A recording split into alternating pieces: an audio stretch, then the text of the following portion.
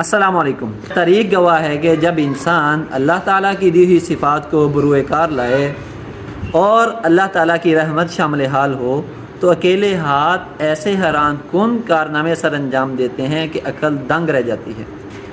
انہی عبقری یعنی لیجنڈ شخصیات میں ایک نام عبد الرحمن بن معاویہ المعروف بعبد الرحمن الداخل کا بھی ہے۔ 20 سالہ نوجوان جس کے سامنے اس کے خاندان کی لاشیں، اس کے پیچھے بنو عباس کے نیزے جو کہ ایک ایک اموی کو تلاش کر کے ختم کر رہے ہیں۔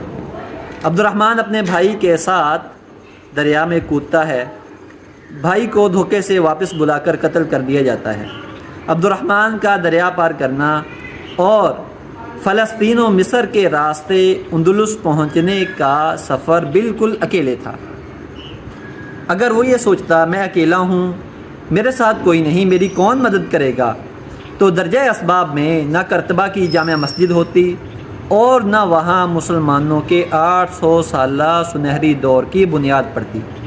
جی ہاں، یہ وہی عبد الرحمن ہے جسے قریش کے شاہین کے نام سے یاد کیا جاتا ہے، جس نے اندلس پہنچ کر مسلمانوں کی 800 سالہ تاریخ کی بنیاد رکھی، اور وہ ایسا سنہری دور جس کے حیران کن کارنامے پوری دنیا بالخصوص یورپ نے دیکھے اور اس علم و حکمت کے مرکز سے استفادہ کیا۔ لہذا یہ مت سوچیں کہ میں اکیلا ہوں، بلکہ اللہ تعالیٰ نے آپ کو جو صفات دی ہیں ان کو استعمال میں لائیں، بروئے کار لائیں۔ عبد الرحمن اکیلا چلا اور اس نے ایک عظیم سلطنت کی بنیاد رکھ دی۔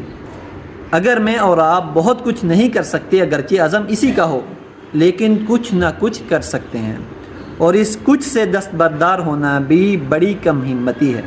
لہٰذا نیکی اور خیر کو پھیلانے میں اللہ تعالیٰ کی دی ہوئی صفات کو بروئے کار لائیں اور اس کی ذات پر توکل کریں۔